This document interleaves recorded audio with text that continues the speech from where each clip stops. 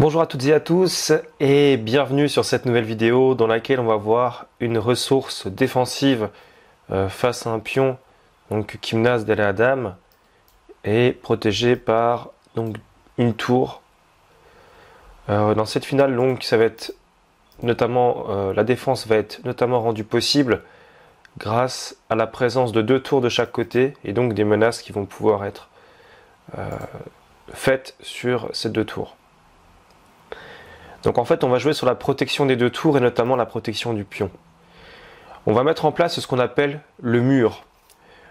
Alors, vous allez comprendre en fait cette idée, mais déjà on peut voir ce que pourrait donner la contre-attaque sur G7.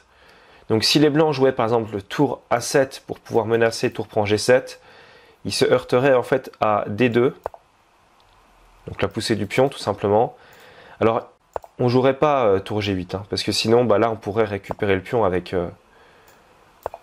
les blancs assez facilement de ce genre-là. On pourrait récupérer le pion. Donc, les noirs n'auraient pas intérêt à jouer ça, ils joueraient juste D2. Et maintenant, sur tour prend, alors le coup, tout simplement tour G8, qui cloue la tour, et qui permet donc tout simplement d'échanger les tours et de gagner grâce au pion. Alors on pourrait voir d'ailleurs la prise avec l'autre tour, mais en fait là comme il n'y a pas de menace de mat, puisque la tour ici se verrait réfutée par roi prend G7, il n'y a pas tour échec puisqu'il y aurait juste tour prend, donc là juste faire dame suffirait en fait pour gagner la partie. Alors tour A7, effectivement, D2, on va voir quand même une variante si les noirs se trompent. Si ici, après tour prend, les noirs se trompaient en faisant dame, donc je rappelle que le coup c'est tour G8 pour clouer la tour. Mais si les noirs se trompent en faisant dame, alors tour H7 peut permettre aux blancs de faire nul par répétition de coups en fait. Et bien sûr, ici, si les noirs viennent ici, c'est mat. Donc il faut faire extrêmement attention à cette menace de mat ici.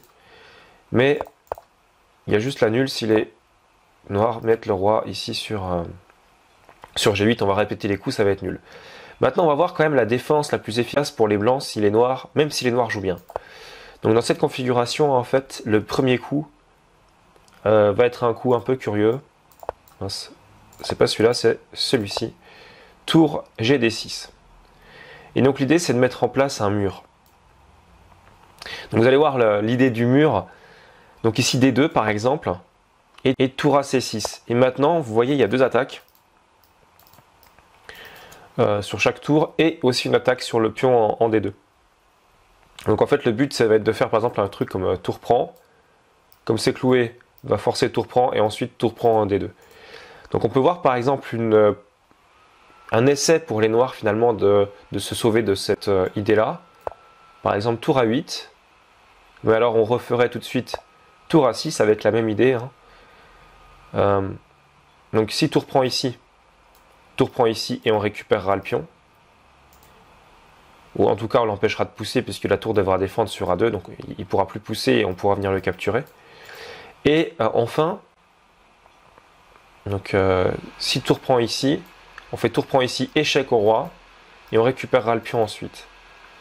Donc il n'y a pas moyen de se sauver de ça, donc tour B8 pour essayer d'éviter ce genre de truc, et tour à B6, avec toujours cette confrontation directe des deux tours, et donc répétition de coups, mais qui ne permettra pas de gagner finalement cette partie. Voilà, donc c'est la fin de cette petite vidéo sur le mur, une ressource défensive pour empêcher par exemple un pion d'aller à dame, grâce à l'attaque simultanée de deux tours sur deux autres tours. Donc je vous souhaite de très rapides progrès et je vous dis à très bientôt pour de nouvelles vidéos. Ciao ciao.